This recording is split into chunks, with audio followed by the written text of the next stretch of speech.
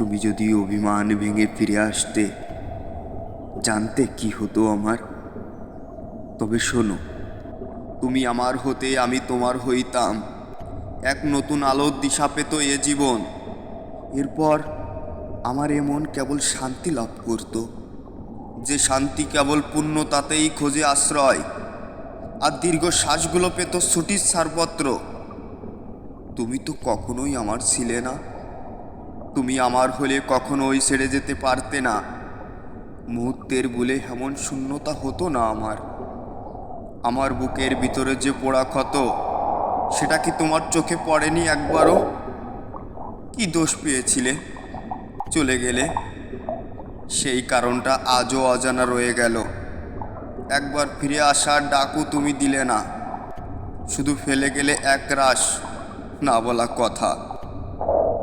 তুমি আমাকে বন্দি করলে তোমার প্রেম কারাগারে।